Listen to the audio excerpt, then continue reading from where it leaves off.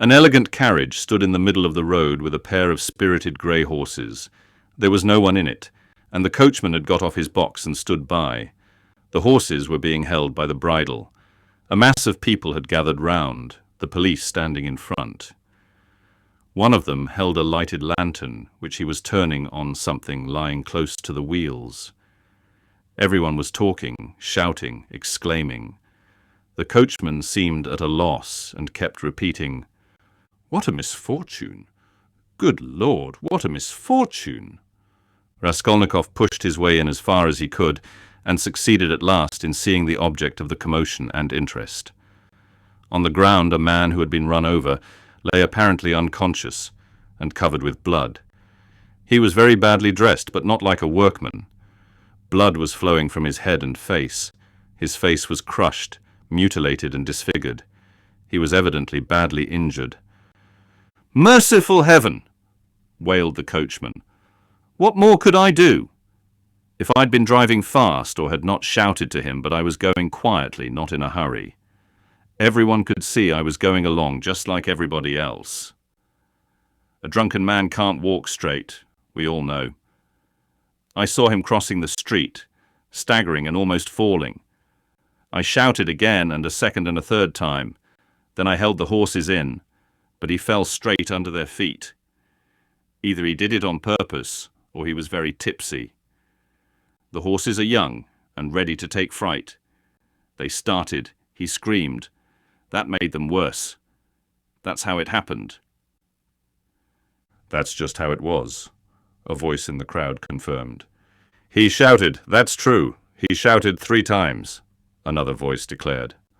3 times it was, we all heard it, shouted a third. But the coachman was not very much distressed and frightened. It was evident that the carriage belonged to a rich and important person who was awaiting it somewhere. The police, of course, were in no little anxiety to avoid upsetting his arrangements. All they had to do was to take the injured man to the police station and the hospital. No one knew his name. Meanwhile, Raskolnikov had squeezed in and stooped closer over him. The lantern suddenly lighted up the unfortunate man's face. He recognized him. "I know him! I know him!" he shouted, pushing to the front. "It's a government clerk, retired from the service, Marmeladov. He lives close by in Kozel's house. Make haste for a doctor. I will pay. See?" He pulled money out of his pocket and showed it to the policeman. He was in violent agitation. The police were glad that they had found out who the man was.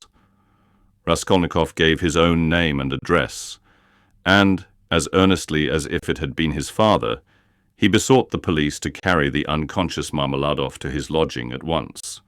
"Just here, 3 houses away," he said eagerly. "The house belongs to Kozel, a rich German.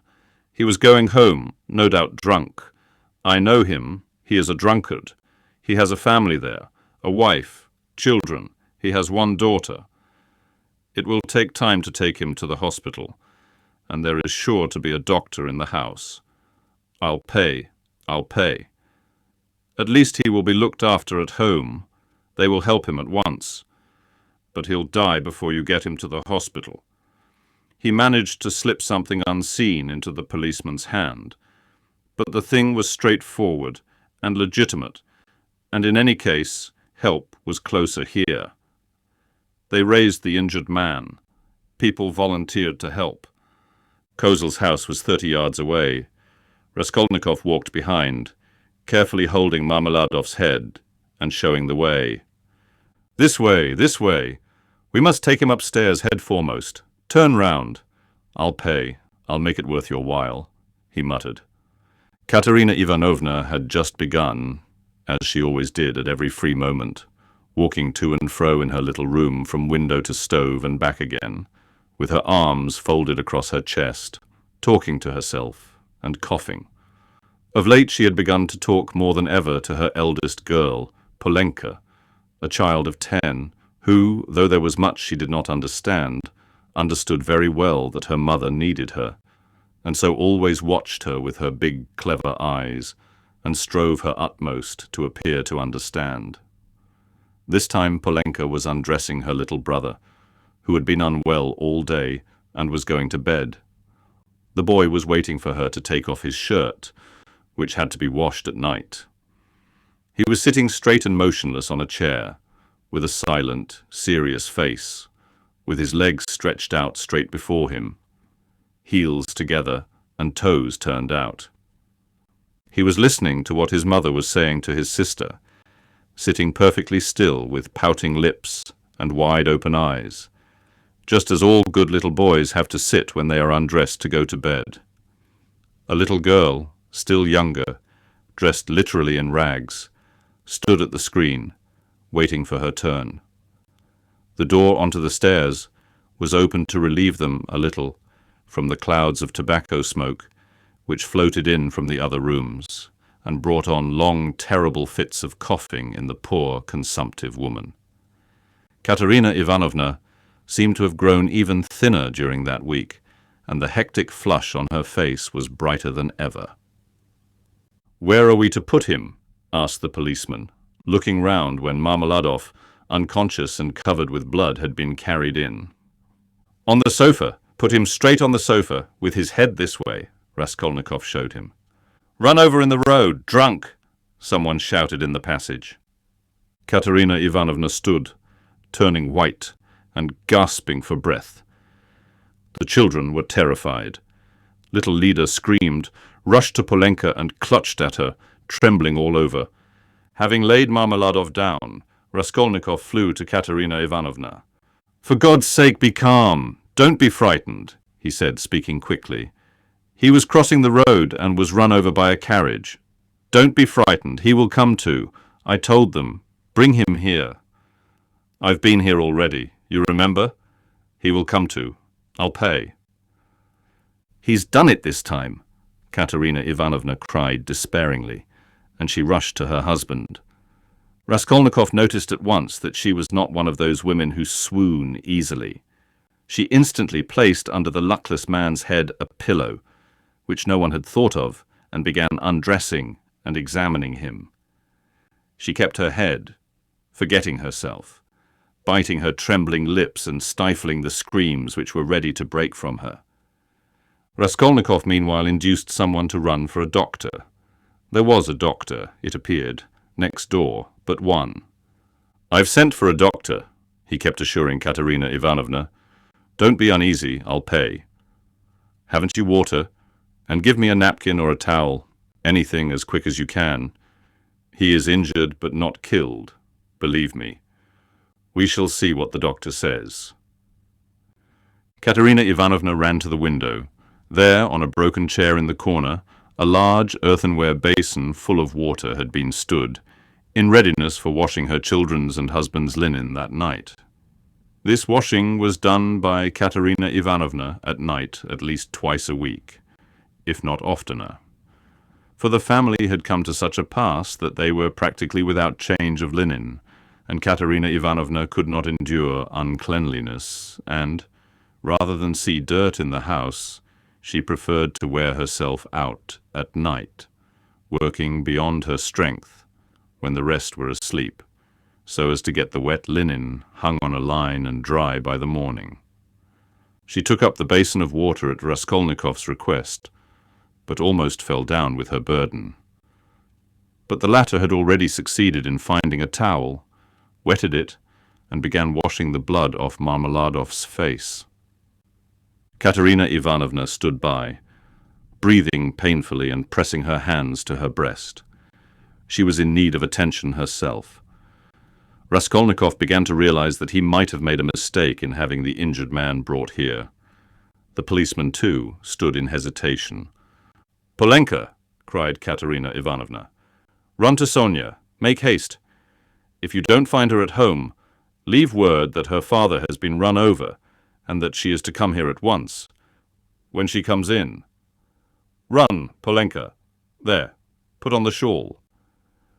"Run your fastest," cried the little boy on the chair suddenly, after which he relapsed into the same dumb rigidity, with round eyes, his heels thrust forward and his toes spread out.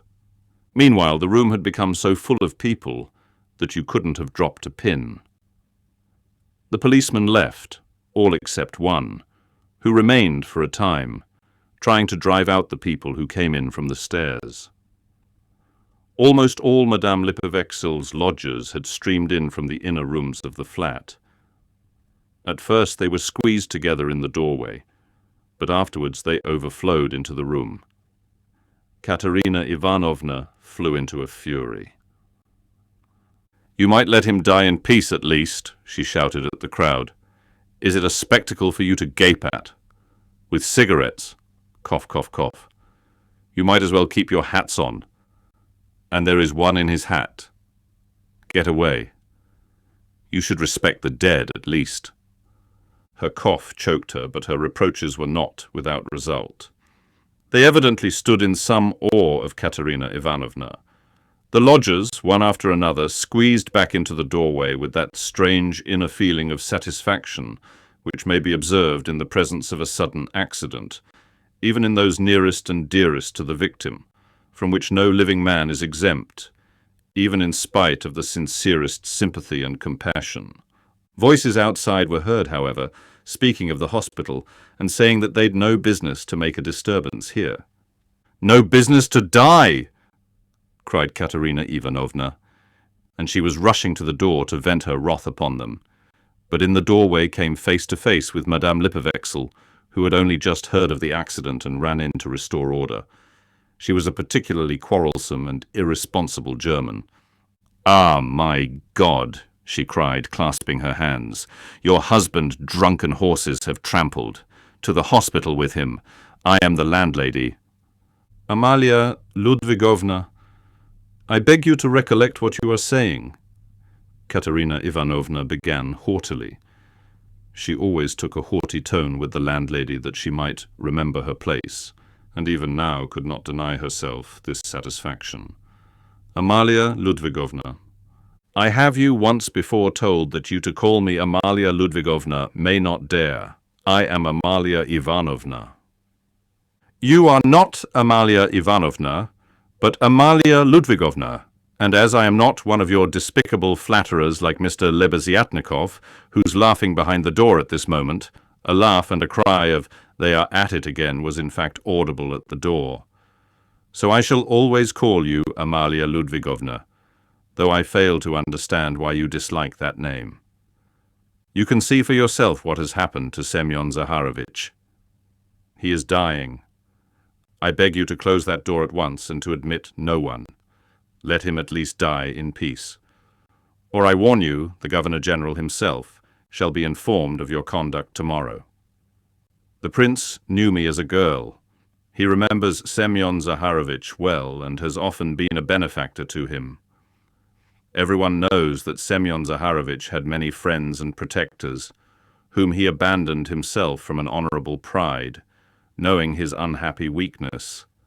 But now," she pointed to Raskolnikov, "a generous young man has come to our assistance, who has wealth and connections, and whom Semyon Zaharovich has known from a child.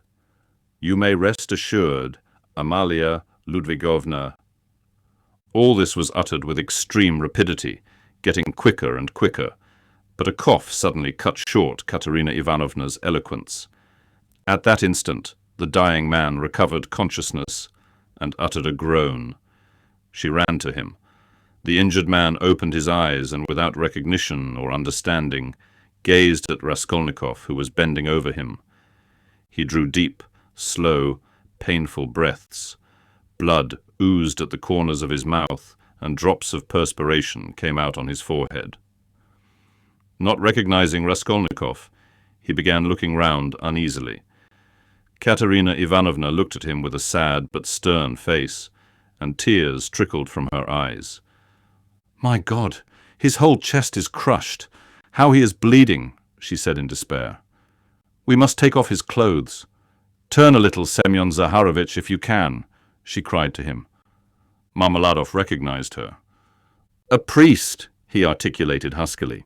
Katerina Ivanovna walked to the window, laid her head against the window frame, and exclaimed in despair, "Oh, cursed life! A priest," the dying man said again after a moment's silence. "They've gone for him!"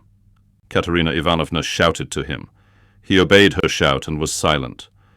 With sad and timid eyes he looked for her. She returned and stood by his pillow. He seemed a little easier, but not for long. Soon his eyes rested on little Lida, his favourite, who was shaking in the corner, as though she were in a fit, and staring at him with her wondering, childish eyes. He signed towards her uneasily. He wanted to say something. "What now?" cried Katerina Ivanovna. "Barefoot, barefoot," he muttered, indicating with frenzied eyes the child's bare feet. "Be silent," Katerina Ivanovna cried irritably. "You know why she is barefooted." "Thank God, the doctor," exclaimed Raskolnikov, relieved. The doctor came in, a precise little old man, a German, looking about him mistrustfully. He went up to the sick man, took his pulse, carefully felt his head, and with the help of Katerina Ivanovna, he unbuttoned the blood-stained shirt and bared the injured man's chest. It was gashed, crushed and fractured. Several ribs on the right side were broken. On the left side, just over the heart, was a large, sinister-looking, yellowish-black bruise, a cruel kick from the horse's hoof. The doctor frowned. The policeman told him that he was caught in the wheel and turned round with it for 30 yards on the road. "It's wonderful that he has recovered consciousness," the doctor whispered softly to Raskolnikov. "What do you think of him?" he asked. "He will die immediately." "Is there really no hope?" "Not the faintest. He is at the last gasp. His head is badly injured too. I could bleed him if you like, but it would be useless. He is bound to die within the next 5 or 10 minutes. "Better bleed him, then." "If you like.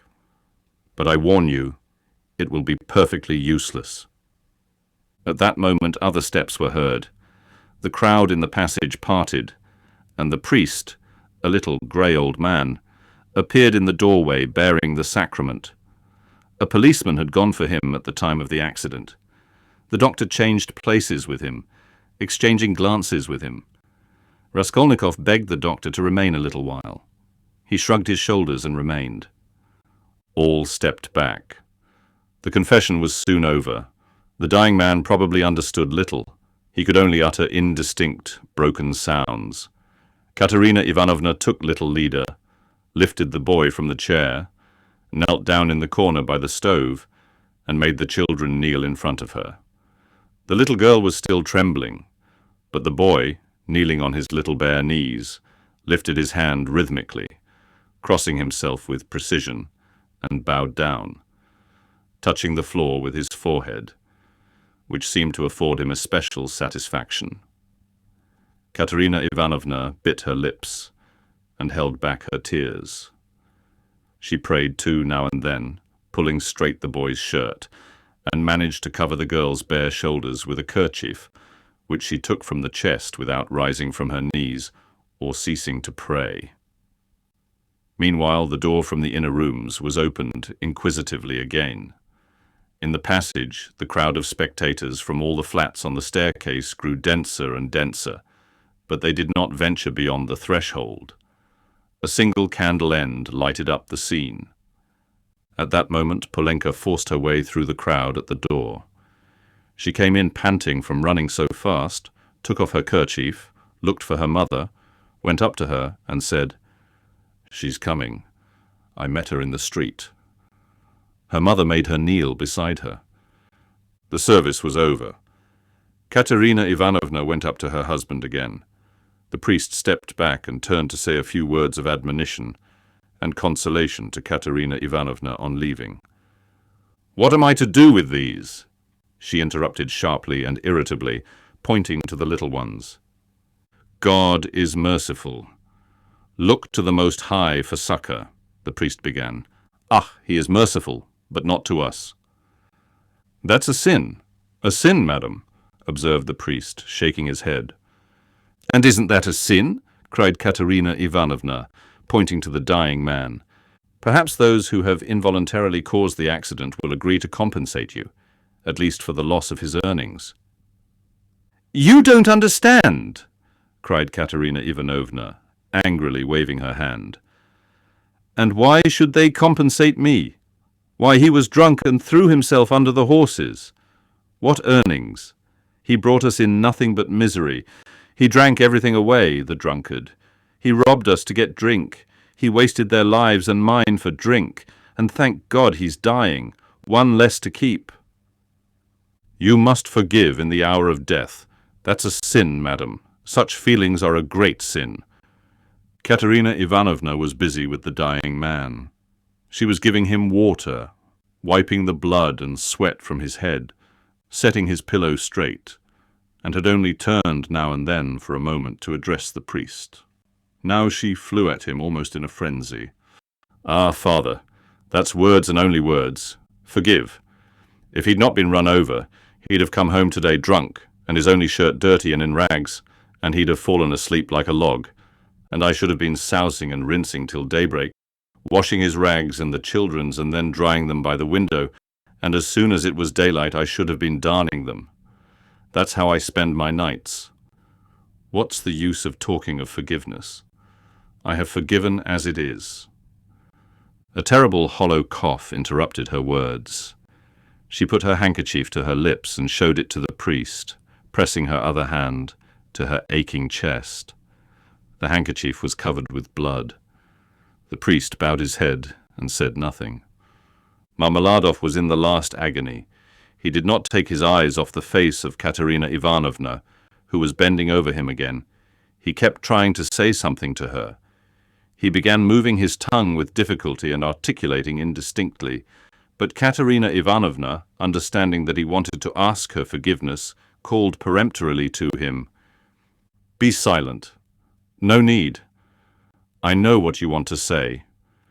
And the sick man was silent, but at the same instant his wandering eyes strayed to the doorway, and he saw Sonia.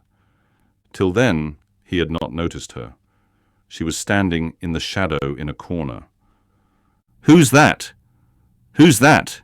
he said suddenly in a thick, gasping voice, in agitation, turning his eyes in horror towards the door where his daughter was standing and trying to sit up. "Lie down! Lie do own!" cried Katerina Ivanovna. With unnatural strength he had succeeded in propping himself on his elbow. He looked wildly and fixedly for some time on his daughter, as though not recognizing her. He had never seen her before in such attire. Suddenly he recognized her, crushed and ashamed in her humiliation and gaudy finery, meekly awaiting her turn to say goodbye to her dying father. His face showed intense suffering. "Sonia! Daughter!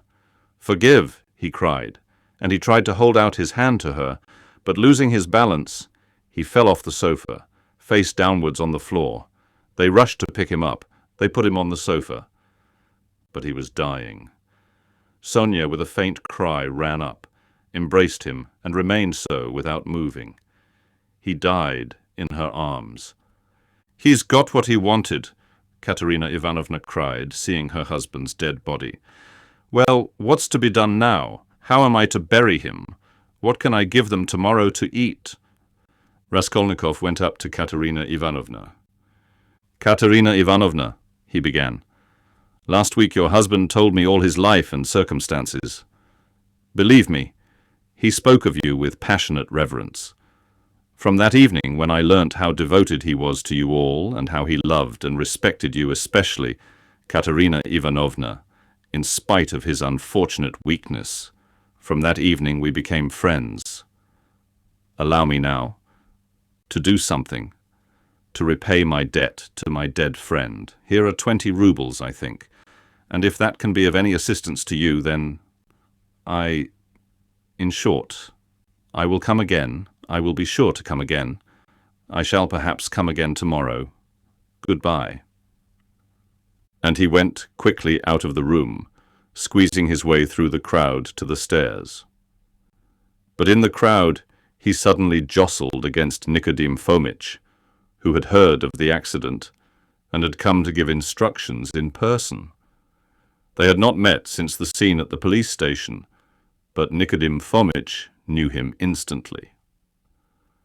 "Ah, is that you?" he asked him. "He's dead," answered Raskolnikov.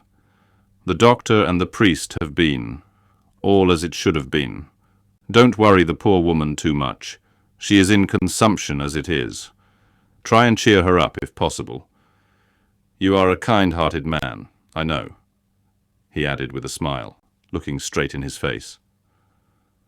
"But you are spattered with blood," observed Nikodim Fomitch, noticing in the lamplight some fresh stains on Raskolnikov's waistcoat.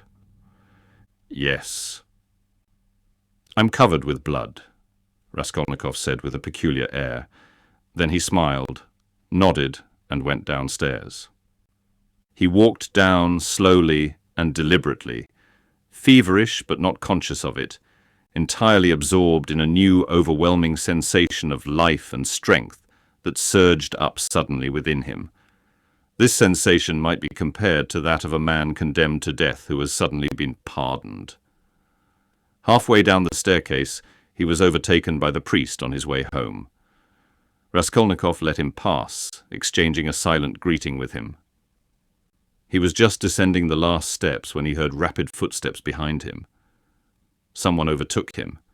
It was Polenka. She was running after him, calling, "Wait! Wait!" He turned round. She was at the bottom of the staircase and stopped short a step above him. A dim light came in from the yard. Raskolnikov could distinguish the child's thin but pretty little face, looking at him with a bright childish smile. She had run after him with a message which she was evidently glad to give. "Tell me, what is your name? And where do you live?" she said hurriedly in a breathless voice. He laid both hands on her shoulders and looked at her with a sort of rapture. It was such a joy to him to look at her. He could not have said why. "Who sent you?" "Sister Sonia sent me," answered the girl, smiling still more brightly.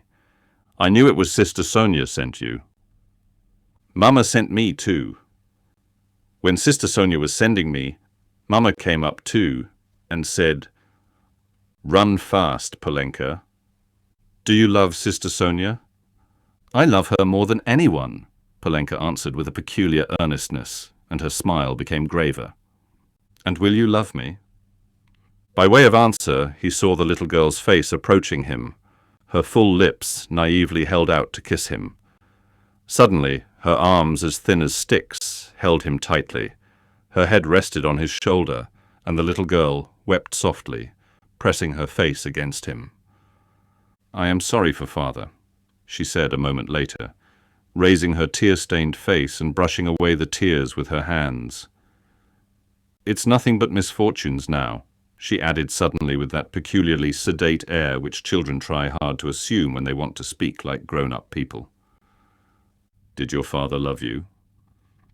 "He loved Lida most," she went on very seriously without a smile, exactly like grown-up people. "He loved her because she is little, and because she is ill too. And he always used to bring her presents. But he taught us to read, and me grammar and scripture too," she added with dignity. "And mother never used to say anything, but we knew that she liked it, and father knew it too, and mother wants to teach me French, for it's time my education began." "And do you know your prayers?" "Of course we do. We knew them long ago. I say my prayers to myself as I am a big girl now, but Kolya and Lida say them aloud with mother. First they repeat the Ave Maria, and then another prayer, 'Lord, forgive and bless Sister Sonia,' and then another, 'Lord, forgive and bless our second father.' For our elder father is dead, and this is another one, but we do pray for the other as well. Polenka, my name is Rodion. Pray sometimes for me too. And thy servant, Rodion, nothing more." "I'll pray for you all the rest of my life," the little girl declared hotly, and suddenly smiling again, she rushed at him and hugged him warmly once more. Raskolnikov told her his name and address, and promised to be sure to come next day. The child went away quite enchanted with him. It was past 10 when he came out into the street. In 5 minutes he was standing on the bridge at the spot where the woman had jumped in. "Enough," he pronounced resolutely and triumphantly. "I've done with fancies, imaginary terrors and phantoms. Life is real. Haven't I lived just now? My life has not yet died with that old woman. The kingdom of heaven to her, and now enough, madam. Leave me in peace. Now for the reign of reason and light, and of will, and of strength. And now we will see, we will try our strength," he added defiantly, as though challenging some power of darkness. And I was ready to consent to live in a square of space. I am very weak at this moment, but I believe my illness is all over. I knew it would be over when I went out. By the way, Pochinkov's house is only a few steps away. I certainly must go to Razumikhin, even if it were not close by. Let him win his bet.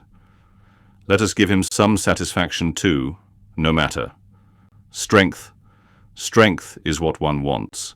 You can get nothing without it, and strength must be won by strength. That's what they don't know," he added, proudly and self-confidently, and he walked with flagging footsteps from the bridge. Pride and self-confidence grew continually stronger in him. He was becoming a different man every moment. What was it had happened to work this revolution in him?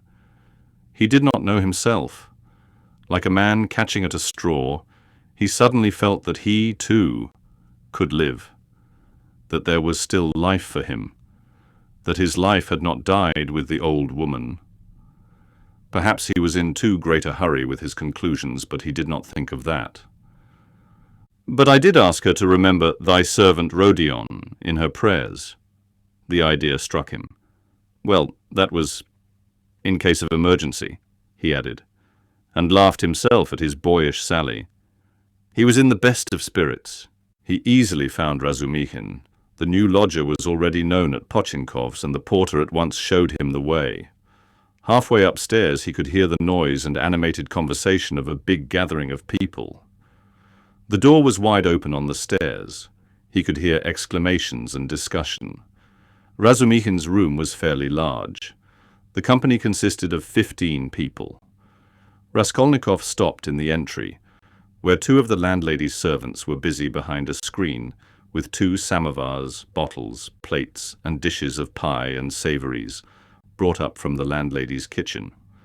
Raskolnikov sent in for Razumikhin. He ran out delighted. At the first glance it was apparent that he had had a great deal to drink, and, though no amount of liquor made Razumikhin quite drunk, this time he was perceptibly affected by it. "Listen," Raskolnikov hastened to say, "I've only just come to tell you you've won your bet, and that no one really knows what may not happen to him. I can't come in.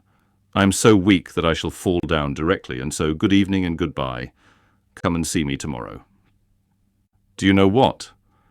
I'll see you home. If you say you're weak yourself, you must—" "And your visitors?" "Who is the curly-headed one who has just peeped out?" "He? Goodness only knows. Some friend of Uncle's, I expect. Or perhaps he has come without being invited. I'll leave Uncle with them. He is an invaluable person. Pity I can't introduce you to him now. But confound them all now. They won't notice me, and I need a little fresh air, for you've come just in the nick of time. Another 2 minutes, and I should have come to blows. They are talking such a lot of wild stuff. You simply can't imagine what men will say. Though why shouldn't you imagine? Don't we talk nonsense ourselves? And let them. That's the way to learn not to. Wait a minute. I'll fetch Zosimov." Zosimov pounced upon Raskolnikov almost greedily. He showed a special interest in him. Soon his face brightened. "You must go to bed at once," he pronounced, examining the patient as far as he could, "and take something for the night. Will you take it? I got it ready some time ago. A powder." "2, if you like," answered Raskolnikov. The powder was taken at once. "It's a good thing you are taking him home," observed Zosimov to Razumikhin. We shall see how he is tomorrow. Today he's not at all amiss. A considerable change since the afternoon. Live and learn. Do you know what Zosimov whispered to me when we were coming out? Razumikhin blurted out as soon as they were in the street. I won't tell you everything, brother, because they are such fools. Zosimov told me to talk freely to you on the way and get you to talk freely to me, and afterwards I am to tell him about it, for he's got a notion in his head that you are mad or close on it. Only fancy. In the first place, you've 3 times the brains he has. In the second, if you are not mad, you needn't care a hang that he has got such a wild idea. And thirdly, that piece of beef whose specialty is surgery has gone mad on mental diseases, and what's brought him to this conclusion about you was your conversation today with Zamyotov. Zamyotov told you all about it? Yes, and he did well. Now, I understand what it all means, and so does Zamyotov. Well, the fact is, Rodya, the point is, I am a little drunk now. But that's no matter. The point is that this idea, you understand, was just being hatched in their brains. You understand. That is, no one ventured to say it aloud. Because the idea is too absurd, and especially since the arrest of that painter. That bubble's burst and gone forever. But why are they such fools? I gave Zamyotov a bit of a thrashing at the time. That's between ourselves, brother. Please don't let out a hint that you know of it. I've noticed he is a ticklish subject. It was at Louisa Ivanovna's. But today it's all cleared up. That Ilya Petrovitch is at the bottom of it. He took advantage of your fainting at the police station, but he is ashamed of it himself now. I know that. Raskolnikov listened greedily. Razumikhin was drunk enough to talk too freely. I fainted then because it was so close and the smell of paint, said Raskolnikov. No need to explain that. And it wasn't the paint only. The fever had been coming on for a month. Zosimov testifies to that. But how crushed that boy is now, you wouldn't believe. I am not worth his little finger, he says. Yours, he means. He has good feelings at times, brother. But the lesson you gave him today in the Palais de Cristal, that was too good for anything. You frightened him at first, you know. He nearly went into convulsions. You almost convinced him again of the truth of all that hideous nonsense, and then you suddenly put out your tongue at him. There now, what do you make of it? It was perfect. He is crushed, annihilated now. It was masterly, by Jove, it's what they deserve. Ah, that I wasn't there. He was hoping to see you awfully. Porfiry, too, wants to make your acquaintance. Ah, he too. But why did they put me down as mad? Oh, not mad. I must have said too much, brother. What struck him, you see, was that only that subject seemed to interest you. Now it's clear why it did interest you. Knowing all the circumstances, and how that irritated you and worked in with your illness.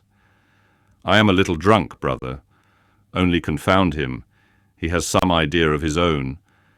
I tell you he's mad on mental diseases, but don't you mind him. For half a minute, both were silent. Listen, Razumikhin, began Raskolnikov. I want to tell you plainly. I've just been at a deathbed. A clerk who died. I gave them all my money. And besides, I've just been kissed by someone who, if I had killed anyone, would just the same. In fact, I saw someone else there, with a flame-coloured feather. But I am talking nonsense. I am very weak. Support me. We shall be at the stairs directly. What's the matter? What's the matter with you?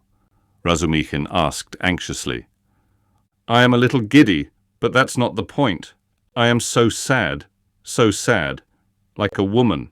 Look, what's that? Look, look. What is it? Don't you see? A light in my room, you see? Through the crack. They were already at the foot of the last flight of stairs, at the level of the landlady's door, and they could, as a fact, see from below that there was a light in Raskolnikov's garret. "Queer. Nastasia, perhaps," observed Razumikhin. "She is never in my room at this time, and she must be in bed long ago, but I don't care. Goodbye." "What do you mean?" "I'm coming with you. We'll come in together." "I know we are going in together, but I want to shake hands here and say goodbye to you here. So give me your hand. Goodbye." "What's the matter with you, Rodya?" "Nothing. Come along. You shall be witness." They began mounting the stairs, and the idea struck Razumikhin that perhaps Zosimov might be right after all. "Ah, I've upset him with my chatter," he muttered to himself. When they reached the door, they heard voices in the room. "What is it?" cried Razumikhin. Raskolnikov was the first to open the door. He flung it wide and stood still in the doorway, dumbfounded. His mother and sister were sitting on his sofa and had been waiting an hour and a half for him. Why had he never expected, never thought of them, though the news that they had started, were on their way and would arrive immediately, had been repeated to him only that day. They had spent that hour and a half plying Nastasia with questions. She was standing before them and had told them everything by now. They were beside themselves with alarm when they heard of his running away today, ill and, as they understood from her story, delirious.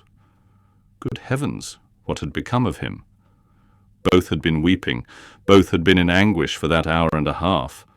A cry of joy, of ecstasy, greeted Raskolnikov's entrance. Both rushed to him. But he stood like one dead. A sudden, intolerable sensation struck him like a thunderbolt. He did not lift his arms to embrace them. He could not.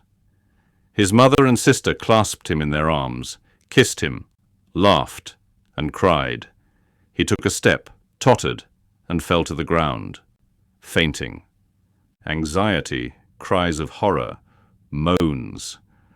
Razumikhin, who was standing in the doorway, flew into the room, seized the sick man in his strong arms, and in a moment had him on the sofa. "It's nothing, nothing!" he cried to the mother and sister. "It's only a faint, a mere trifle. Only just now the doctor said he was much better, that he is perfectly well. Water. See, he is coming to himself. He is all right again." And seizing Dunya by the arm so that he almost dislocated it, he made her bend down to see that he is all right again. The mother and sister looked on him with emotion and gratitude as their providence. They had heard already from Nastasia all that had been done for their Rodya during his illness by this very competent young man, as Pulcheria Alexandrovna Raskolnikov called him that evening, in conversation with Dunya.